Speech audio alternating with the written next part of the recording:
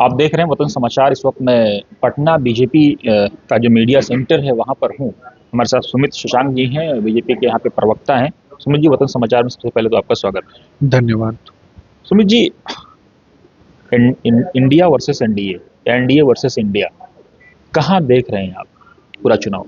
देखिए, सबसे पहले तो आपने जो इंडी गठबंधन के बारे में बात किया, एक भ्रष्टाचारियों की जमात है, जिसमें परिवारवाद के पोषक हैं, जिन लोगों ने देश को वर्षों से लूटा है, जिन लोगों ने झूठी बातें करके झूठ बोलना, जोर से बोलना, बार-बार बोलना और परसेप्शन और नैरेटिव की राजनीति की। दूसरी तरफ एनडीए है, जिसने देश को सशक्त बनाने के लिए काम किया, वसुधैव कुटुंबकम की बात की, सर्वे भवन्तु सुखिनः सर्वे सन्तु निरामया की बात की, सत्यमेव जयते की बात की और भारतीय संविधान की रक्षा की बात की और उसको दलितों के अधिकारों की बात की। तो मुझे लगता है कि तुलना हो ही नहीं सकती। लेकिन कंपेटिटिवली जब चुनाव होता है तो जनता देखती है जंगल राज का वो कालखंड, जिसमें हत्या, अपहरण, लूट, बलात्कार और नरसंहार की अनंत असंख्य कहानियां, गैंग्स ऑफ राष्ट्रीय जनता दल, गिरोहों का गिरोह। आपने गैंग्स ऑफ वासेपुर मूवी देखी होगी, वैसे ही गैंग्स ऑफ राष्ट्रीय जनता दल हम कहते हैं इसको। गुंडों की पार्टी है कि पार्टी में गुंडे हैं। ये लोग, जनता जानती है किसके काल में सवर्णों का नरसंहार हुआ, जनता जानती है किसके काल में ओबीसी वर्ग का अपहरण हुआ, जनता जानती है किसके काल में दलितों पर सबसे ज्यादा एफआईआर हुए, ये भी जनता जानती है।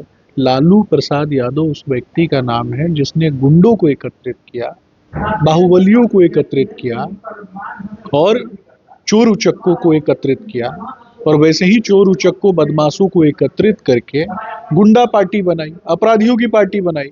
और अपराधियों की पार्टी में से आप उम्मीद नहीं कर सकते हैं कि वो राज्य को अच्छे तरीके से ले चले। उनका सबसे अच्छा काम भी है उसमें भी बड़ी घटनाओं को अंजाम न दे के छोटी घटनाओं को अंजाम देना है। तो मुझे लगता है कि तुलना हो ही नहीं सकती। आपने गुंडों की बात की, माफियाओं की बात की। आप पे भी आरोप लगता है कि आपके यहाँ जो आता है वॉशिंग मशीन में साफ हो जाता है। आप पर भी आरोप लगता है कि मुसलमानों को आप टिकट नहीं देते हैं। देखिए, सबसे पहले तो मैं पूछना चाहता हूँ, जो लोग भी आरोप लगाते हैं कि वॉशिंग मशीन है, अरे कम से कम वॉशिंग मशीन तो कहते हैं ना, कम से कम वॉशिंग मशीन भी कहते हैं, लेकिन वो तो वॉशिंग मशीन भी नहीं है। अपराध करना और अपराधियों, गुंडों को टिकट दे करके उनसे वसूली करना, लालू प्रसाद उस व्यक्ति का नाम है। जब चंपा विश्वास का बलात्कार हो जाता है और चंपा विश्वास के बलात्कार के बाद वो व्यक्ति बलात्कार का पंचायती करवा रहा था, तो इससे ज्यादा दुर्भाग्यपूर्ण कुछ हो सकता है क्या?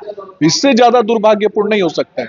मुख्यमंत्री आवास में मोटरसाइकिल चोरी का पंचायती हो रहा था, इससे ज्यादा दुर्भाग्यपूर्ण कुछ हो सकता है क्या? मुख्यमंत्री आवास में कार चोरी का पंचायती हो रहा था, इससे ज्यादा दुर्भाग्यपूर्ण कुछ हो सकता है क्या? इससे ज्यादा दुर्भाग्यपूर्ण कुछ भी नहीं हो सकता। अब बात जो आप मुसलमानों के प्रति आरोप लगाते हैं, बिहार में 3.5 लाख मुस्लिम बुनकरों को रोजगार देने का काम हमारी एनडीए की सरकार ने किया है। जब हम आयुष्मान भारत योजना के तहत काम करते हैं तो उसमें हिंदू मुस्लिम नहीं देखते हैं। जब हम घर बना करके, पक्के मकान बना करके लोगों को देखते हैं तो उसमें हम हिंदू मुसलमान नहीं करते हैं। लेकिन चुनाव में टिकट हम उसी को देते हैं जो जीत सकता है, वो हिंदू हो, मुसलमान हो, सिख हो, ईसाई हो, यही मायने रखता है। अगर कोई मुसलमान नहीं जीत सकता है तो हम क्यों देंगे उसको टिकट? लेकिन प्रधानमंत्री का नारा है सबका साथ, सबका विकास, सबका प्रयास, सबका विश्वास। एक तरफ आपका ये नारा है, दूसरी तरफ एक समाज को आप पॉलिटिकली हिस्सेदारी नहीं देते हैं। उनके घरों का आप आरोप लगता है कि आप बुलडोजर चला देते हैं।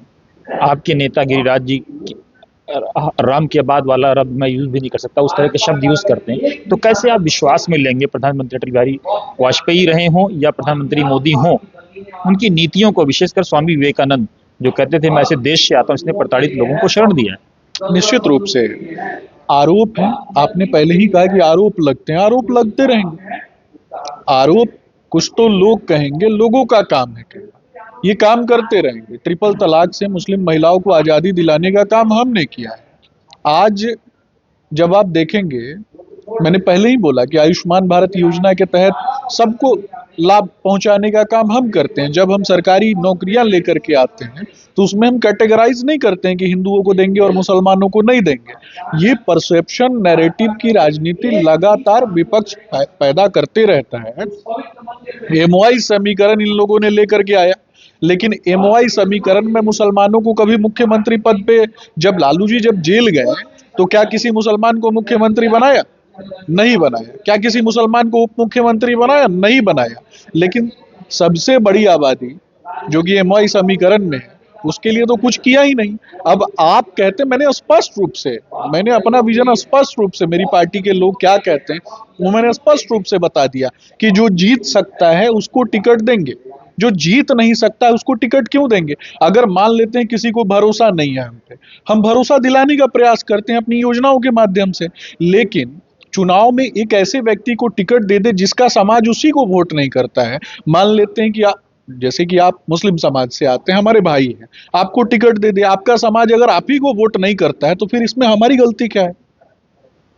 नहीं, सवाल आपका जायज है कि समाज वोट नहीं करता है, लेकिन ये भी हो सकता है कि आप बड़ा दिल दिखाएं, हिंदू बहुल सीट से जिता के लाए हारने के और लिए दुनिया को नैरेटिव हारने के लिए कोई सीट नहीं दी जाती है, चुनाव जीतने के लिए दिया जाता है। जब आपके अपने समाज के लोग आपको वोट नहीं देते हैं तो सवाल आप हमसे थोड़े ना करेंगे।